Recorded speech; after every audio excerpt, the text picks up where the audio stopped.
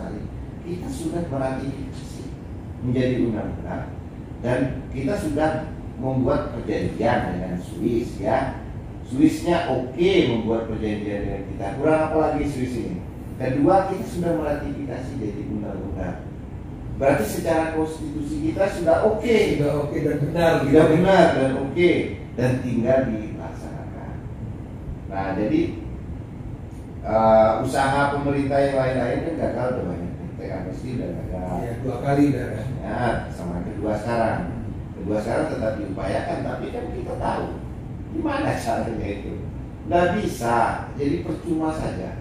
Percayalah, nggak bisa pakai teks amnesti. Nanti kalau memang bisa pakai teks amnesti untuk ngambil uang itu, di semua negara ini bikin teks amnesti, nggak perlu lomba-lomba jual surat utang. Nah, kalau ini gagal juga, teks amnesti kedua ini belum selesai ya? Masih berjalan. Masih berjalan. Kan masukkan ke undang-undang pajak. Kalau ini gagal juga, itu berarti pemerintah yang akan datang yang menjalankan ini. Iya, karena sudah jadi undang-undang. Iya. Sudah jadi undang-undang. Nah, memungkinkan nggak kalau pemerintahan sekarang di-cut aja ini soal teks amnesti yang kedua ini langsung melaksanakan MLA ini? Kalau teks amnesti ini kan masuk ke dalam undang-undang KUP ya. Ya, undang-undang perpajakan bukan secara khusus bernama undang-undang teks amnesti. Bukan, ini satu klausul di dalam undang-undang perpajakan.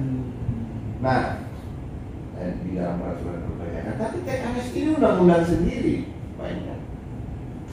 Jadi kekuatan legalnya itu legally bindingnya dan mengikatnya itu ya di atasnya teks amnesti.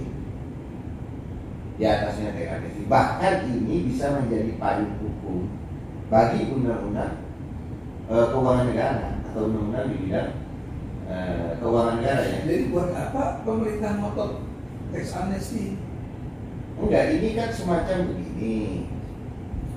Saya juga nggak jelas ya teks amnesti jilid 1 itu kan dijawab dengan Panama Papers dulu sampai internasional. Nggak bisa. Itu kan kode ya. Bahwa kalau uang ini nggak bisa ditarik sinyal lah.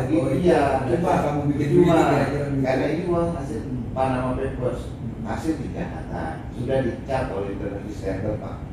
Ini uang hasil kejahatan, ini orangnya penjahat gitu loh. Nah, datang teks amnesti jilid 2, datang Pandora Papers lagi di Standard lagi, nggak bisa lagi. Jadi sebetulnya ya harusnya pemerintah mengerti bahwa ini nggak bisa lewat jalur amnesti, tapi harus menggunakan jalur penegakan hukum, penyitaan. Apalagi kita menyosong era digitalisasi. Digitalisasi nggak ada spesial uang pun yang bisa kita sembunyikan di tempat-tempat rahasia itu. Nah, kalau di momentum sekarang ini pemerintah nggak mau pakai juga, ya ini kesempatan penting menurut saya. Sisa 2 tahun di tengah kesulitan ekonomi. Satu, kita sudah dikuras banyak oleh COVID-19.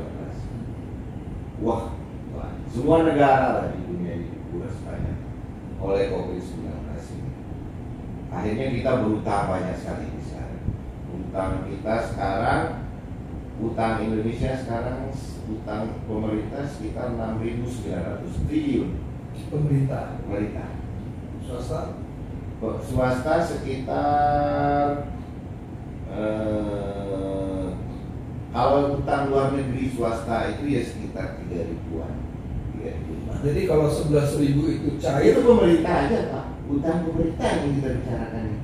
Utang pemerintah itu utang luar negeri pemerintah, utang dalam negeri pemerintah. Nah sekarang utang dalam negeri pemerintah ini sudah 60% komposisinya, utang luar negerinya 40%. Dari 6.900 itu sebagian besar dalam negeri. Dalam negeri ini dari mana aja?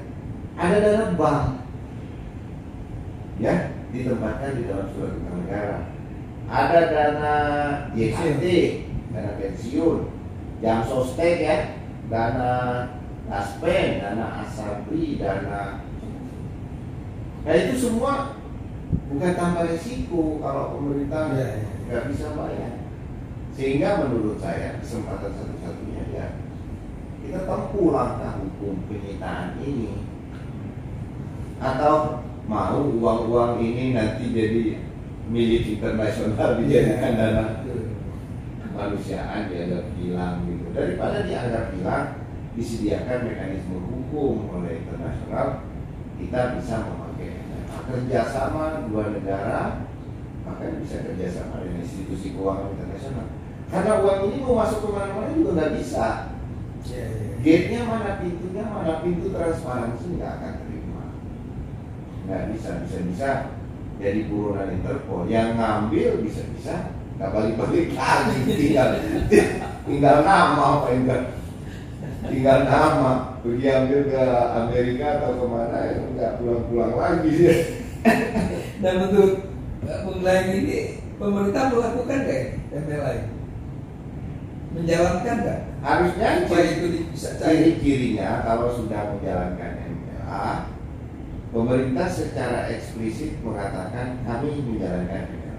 Sekarang, maka dibentuklah satu proses hukum dulu, ya, atau diumumkan dulu perintah penangkapan, ya, kepada kepolisian, perintah untuk penegakan hukum kepada kejaksaan. Maka terjadilah proses peradilan terhadap mereka. Nah, di peradilan itu akan dibuktikan, ini kamu punya uang ini, kekayaanmu ini, negara akan sita. Dari keluargamu sekian, di sini sekian, negara akan sita. Kayaknya repot. Hah? Karena ini kan berarti pengusaha-pengusaha yang mungkin yang oligarki yang menguasai pemerintahan itu sekarang. Ya, artinya orang-orang itu. Ya, nggak semua orang-orang itu, ada juga yang di luar kekuasaan. Ya. Ada banyak. Tapi saya kira cukup banyak lah yang orang itu barangkali. Dan bagaimana pemerintah punya daya untuk menginikan ininya sendiri gitu, rekan atau bosnya mungkin. Ini to be honest, Pak. Baik, to be honest. Kalau pemerintah tidak melakukan, pemerintah itu sebuah negara itu akan dituduh sebagai bagian dari kejahatan keuangan. Karena ini akan menyongsong era transparansi 2025. Kalau proyeksi ini COVID ini kan sudah lama kita dengar ini diproyeksikan berakhir juga di 2025 ya. Nah, era transisi ke digitalisasi juga di 2025 diproyeksikan demikian menurut apa yang kita baca sih. Iya. Nah, itu tinggal diverifikasi aja. Lalu digitalisasi akan mulai dilaksanakan di 2025. Automatic exchange information mungkin di 2023 kan udah harus mulai besar-besaran. Nah, kalau tidak memakai sistem begini gimana caranya? Itu kan sebetulnya uang yang 11.000 triliun itu di luar negeri itu dengan MLA itu berarti uang itu kekayaan negara, Pak. Milik negara ya. Bukan kekayaan negara, dari negara, aset negara, udah aset negara sudah. Jadi bodoh kita kalau kita nggak urus ya. Nggak, bahasanya gini, betapa beruntungnya kita tiba-tiba mendapatkan aset negara 11.000 triliun. Jadi kita balik aja bahwa sebetulnya kita beruntung sekali dengan ditandatanganinya MLA antara Indonesia dan Swiss. Maka Indonesia itu beruntung, ibaratnya dapat durian runtuh 11.000 triliun. Nggak pernah diusahakan. Durian runtuh 11.000 triliun resmi berpindah dari tangan para penjahat keuangan menjadi milik negara, Pak. Itu tahun berapa tuh ditandatangani? Tahun 2019. Berarti sudah hampir 3 tahun Ya, sebelum COVID. Sayang sekali memang ya kalau iya, sayang sekali. Jadi sebetulnya MLA itu secara eksplisit kalau bahasanya itu sama dengan dipindahkannya aset milik para penjahat keuangan menjadi milik negara Republik. Tapi negara harus bisa membuktikan bahwa itu adalah hasil kejahatan kan begitu. Tidak perlu, Pak. Negara itu tinggal mau melaksanakan mekanisme hukumnya. Buktinya itu sudah diberikan. Begitu Swiss mau ratifikasi, mau menyepakati agreement, ya, Swiss mau menyepakati agreement dan disediakan mekanisme agreement disahkan sebagai undang-undang ratifikasi. Sebetulnya itu bukti itu sudah ada, Pak. Bukti apa yang dicari? Kalau internasional tuh nggak mungkin lain apa urusannya. Ya, urusan uang BLBI siapa dapat berapa, bagaimana caranya itu enggak. Nggak, kalau di dalam negeri ada yang lengah itu ya sengaja lengah. Masalah uang itu nggak bisa lengah 1 rupiah per orang. Jadi berarti ini tinggal mau atau tidak pemerintah. Iya. Sekarang logikanya gimana sih ada orang lengah dengan uangnya? Lengah paling dipinjam teman 50 juta misalnya, sampai kapan belum bakal lengah, itu ingat aja. Tapi kalau walaupun diikhlaskan tadi ya, kalau sampai sekarang belum kelihatan ada langkah, itu apa yang terjadi sebetulnya? Bisa jadi konfigurasi di dalam kekuasaan mungkin belum merasa yakin. Bisa juga masih upaya-upaya lain, mencoba-coba upaya lain. Nggak usah lah pakai begini, kita terlalu banyak yang kita hukum gitu-gitu ya. Lalu dipakailah upaya lain, misalnya gini, teks amnesti, upaya-upaya lain yang saya lihat ya, Satgas BLBI, ya, Satgas Perdata BLBI itu kan upaya lain. Terus saya lihat nih ada upaya untuk softbank, menarik dana softbank itu dana. Itu juga. Lalu ada mekanisme SWF, Sovereign Wealth Fund. Sebetulnya kan Bung Dai kalau melihat begini, ada upaya-upaya yang selalu gagal ini kan menunjukkan niat dari pemerintah tidak mau dengan MLA dong. Kan kita bisa mengatakan begitu ya kan? Tapi walaupun nggak mau, tapi nggak bisa ada mau. Itu sama saja gini. Ada makanan, kita lapar, nggak mau makan, ya tetap aja lapar, tetap aja mati kalau nggak makan. Mending makan kan? Maksudnya itu masalahnya gini Bung Dai, begitu dia makan, dia ikut mati juga di situ. Enggak, belum tentu. Itu kan ketakutannya begitu. Itu kan yang nakut-nakuti begitu. Ada yang datang nakut-nakuti, ya. Jangan Pak, jangan coba-coba ini bisa mati Bapak. Padahal ini kan kita lapar, ada makanan sehat, tidak beracun segala macam, makan. Kan yang nggak makan mati. Bung Dai soalnya tidak tahu di belakang itu semua ada kaitan apa dengan rezim ya, dengan ini kan nggak tahu Bung Dai. Kalau saya sih melihatnya begini, mereka pun yang punya uang itu nggak bisa ngambil. Iya, kan mereka nggak bisa. Kedua, yang bisa ngambil negara harus mengadili. Iya. Untuk apa mengadili? Supaya menyediakan suatu landasan hukum. Karena internasional mengatakan ini hasil kejahatan keuangan. Negara mengadili, kejahatan keuangan kita. Iya. Persis ketemu, ibarat botol ketemu tutup, ambil uang itu bisa disita oleh negara. Sebagai apa? Sebagai dana pembangunan. Ya, maksud saya begini Bung Dai, kalau sampai sekarang negara tidak juga mengambil dengan mekanisme MLA ini, kan pasti ada sesuatu dong yang menyebabkan itu tidak terjadi. Pertanyaannya saya balik, Pak Indra. Kenapa bisa terjadi agreement dengan Swiss? Kenapa bisa disahkan sampai ke tingkat undang-undang oleh DPR? Iya. Berarti tidak ada masalah Pak. Gitu loh. Kalau tidak dilaksanakan itu berarti ada yang bermain sedikit, nggak terlalu kuat. Jadi mau nggak mau tetap akan sampai ke sana. Coba kalau memang betul-betul ini tidak bisa dilaksanakan, ngapain agreement dengan Swiss bilateral? Ngapain diratifikasi oleh DPR? Ketok palu Pak jadi undang-undang. Artinya kan ada masalah. Kok bisa gitu? Ya kan? Jadi sebetulnya nggak ada masalah. Tinggal kalau menurut saya pemerintahannya. Sebetulnya pemerintahnya sudah berani Pak. Sejauh ini menurut saya. Satu sudah agreement, kemauan kan? Agreement itu kemauan baik. Kalau dia nggak mau, ya diajak agreement sama Swiss, dia sembunyi aja. Nggak mau. Kita nggak usah lah, nggak mau gitu kan. Tapi kok mau agreement? Karena kalau dia nggak mau ketahuan. Nah, sekarang oke agreement. Tapi udahlah, agreement banyak agreement di dunia. Nggak usah lah kita sampai binding, sampai legally binding. Disahkan juga jadi undang-undang oleh DPR.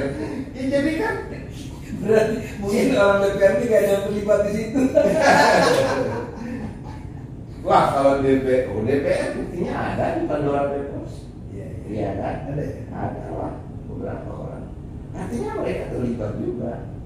Tapi kok jadi undang-undang itu loh Pak? Paling jadi sebetulnya kalau dilihat dari sisi apa? Dari sisi pencapaian politik daripada MLA ini sebetulnya sudah kuat, sudah bagus. Tinggal one step lagi hanya peradilan. Jadi uang dapatnya nggak sedikit tadi Pak. 11.000 triliun. Masya Allah. Apa sih COVID kita bisa bantu seluruh negara ASEAN. Seluruh negara ASEAN kita minta dukungan. Ini saya jadi begini budaya berpikirnya nih. Ini kan 2024 ini kan harus dilewati ya kan. Dan sekarang timbul isu untuk memperpanjang, ya kan? Memperpanjang rezim yang sekarang 1 tahun atau 2 tahun. Mungkin nggak ada kaitannya dengan ini. Ada, saya rasa ada. Ada ya. Karena begini, orang pasti hitung-hitung ya.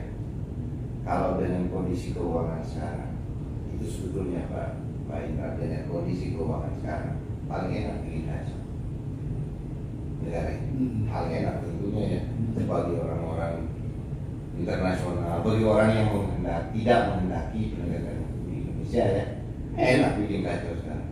Krisis minyak goreng, habis itu krisis gula, habis itu krisis daging, habis itu krisis ini, bikin kacau. Enak. Jadi isu mundur ini justru barangkali malah menambah tenaga untuk bikin kacau ya. Bisa, isu perpajakan bisa menambah tenaga untuk itu. Ya. Siapa yang paling berkepentingan aktor bikin kacau? Menurut saya nih, 11.000 triliun itu paling punya kepentingan paling besar itu. Kalau takut ya pasti kita nggak mau laksanakan. Nah, sebetulnya di situasi sekarang, mumpung situasinya masih stabil, ada konflik minyak goreng dikit-dikit ya udahlah, orang masih bisa maafkan. Nanti paling harga daging 160.000 ya, orang juga masih bisa. Tapi nanti makin eskalasinya. Yang paling penting itu gimana memikirkan utang pemerintah yang sudah mencapai 6.900 triliun dengan kewajiban bunga sekitar 400 triliun setahun. Gimana cara nyelesain? Dan setiap tahun kita harus nambah 1.000 triliun utang baru. 1.000 T, pendapatan pajak kita cuma 1.200 T. Nambah utang baru 1.000 T lah. Bagaimana cara bayar bunga utang? Nah, bunga utang aja 400 T. Ya kan? Separuh dari pendapatan pajak kita. Kapan bisa bayar utang negara ini? Masa seumur-umur sampai karena utang terus dikembali gitu ya. Nggak bisa, nggak mungkin terjadi itu. Jadi menurut saya ini kesempatan untuk memulai proses penegakan hukum. Dan begini, orang-orang di internasional juga dalam kondisi panas tangannya megang uang ini. Karena uang ini jadi buronan pemeriksaan. Banyak orang nanti begitu transparansi dimulai, pas pegang uang kotor, terbakar semua tangan mereka. Jadi MLA ini bukan urusan kita aja, bukan ansih urusan Indonesia. Negara lain juga sudah melaksanakan ini banyak. Nah, cuma mungkin negara lain praktek kekuasaannya dalam 100 tahun terakhir atau 50 tahun terakhir relatif bersih sehingga nggak terlalu signifikan duitnya seperti kita. Kalau di kita ini signifikan sekali, Pak. Indonesia termasuk yang paling signifikan. Kenapa? Karena Indonesia yang paling kaya atas sumber daya alam. Di mana tempat yang tadi dibilang Sri Mulyani pencurian paling gampang itu di sumber daya alam. Indonesia Afrika relatif. Dan dari Indonesia, Afrika, Amerika Latin itu siapa yang paling banyak? Indonesia lagi. Indonesia lagi Pak, sampai sekarang batu bara ekspor 670 juta ton, mana uangnya? Iya kan? Maka coba dibuka tuh mereka-mereka yang menyimpan uang di luar negeri. Tapi kalau sekarang kan nggak bisa lagi dong, nggak bisa lagi dong mereka menyimpan uang seperti dulu mereka ekspor, lalu uangnya nggak dimasukin, nggak bisa lagi kan? Sekarang mungkin nggak dimasukin ke rekening rahasia. Sekarang cuma ditempatkan aja di luar negeri. Masih ada yang mau menerima itu. Masih kalau legal. Tempatkan aja di luar negeri. Bukan ekspor ya. Iya. Tapi nanti gini Pak, sekarang pun masih bisa mereka begitu sedikit-sedikit. Kekayaan yang tidak dilaporkan, ekspor ilegal tidak dilaporkan. Masih ada ya. Tapi konsekuensinya di 2023, 2025 semua akan selesai dibuka ya. Nah mereka nggak kapok ya. Puluhan tahun disuruh di Pandora Paper ya kan. Tiba-tiba suatu hari, kamu ini uangmu katanya. Uangmu berapa? 30 triliun dolar hasil kejahatan. Berarti kalau mobil nggak bisa lagi diambil. Kapok-kapok juga ya. Iya kan istilahnya maling kecil, maling kelas doro, disikat atau dimainin sama banditas besar gitu. Nah sekarang bagaimana caranya mendorong pemerintah supaya cepat melaksanakan ini? Kalau saya satu alasan paling penting adalah negara butuh uang. Pemerintah yang butuh uang, bukan negara. Pemerintah untuk menyelesaikan masalah defisit anggaran dan membantu masyarakat akibat dampak COVID-19 dan menyukseskan agenda climate change. Karena ini agenda berat banget climate change. Ya kan? Komitmen kita untuk mengurangi energi fosil itu semua baik, komitmen itu Pak. Mengurangi energi fosil, kita juga udah nggak tahan di jalan. Wah asap, bengek semua orang hidup di kota ini ya. Kenapa sih nggak mau berubah mengurangi emisi? Karena untuk kepentingan kita sendiri. Yang kita tolak kan jika masalah-masalah climate ini diselesaikan dengan cara kapitalisme dagang, dulunya nggak tambah baik-baik, lingkungan hidupnya tambah rusak. Kalau mekanismenya dagang karbon, investasi karbon segala macam itu ya rusak. Nah sekarang kalau urusan climate change ini urusan mengurangi emisi dengan duit yang didonasi secara internasional, itu kan bagus buat kita. Paling tidak kendaraan di jalan nggak lagi melemparkan asap kayak sekarang kan. Jadi satu agenda climate change bisa jalan dibiayai. Agenda digitalisasi jauh lebih penting lagi. Karena digitalisasi bagi saya ya to be or not to be. Sekarang ini Sri Mulyani pun mengatakan COVID-19 ini adalah untuk mempercepat digitalisasi. Tapi ya kok nggak dimulai gitu. Kalau ngomong itu enak gitu deh. Lidahnya itu lembut, tapi begitu ngerjain kok. Ya begitu mau ngerjain berarti ada yang menghambat. Nah, digitalisasi itu loh katanya kan COVID-19 mempercepat. Iya. Yaudah itu penting. Misalnya kantor pemerintah, ya kalau memang bisa kantor di rumah makanya ke kantor, melulu-melulu Jakarta kan. Kemudian coba sekolah-sekolah dirancanglah bentuk sekolah digital yang paling enak, murah, gratis. Saatnya Pak, pendidikan gratis untuk seluruh bangsa ini didigitalisasi. Saatnya. Daripada manusia sekarang dihadapkan sejak era Renaissance sampai sekarang dengan sekolah mahal, iya kan? Sekolah kayak begini nih sudah berapa puluh tahun Pak? Udah berapa ratus tahun? 400-500 tahun ya yang lalu ya. Iya. Apakah manusia tambah baik? Dia tambah bagus sih, tapi apa ilmu pengetahuan berkembang? Sekarang anak-anak muda saya lihat mereka bisa bikin drone di belakang rumahnya. Mereka bisa bikin apa aja di gudang-gudang di rumahnya. Mereka bisa bikin pembangkit listrik free energi dengan resource yang ada di sekitar. Iya, bahkan bisa dengan model macam-macam lah. Kreativitas sekarang berkembang dan besar. Orang mau belajar apa aja udah bisa belajar dari YouTube channel. Moralitas orang mungkin nanti dan lebih dekat dengan keluarganya.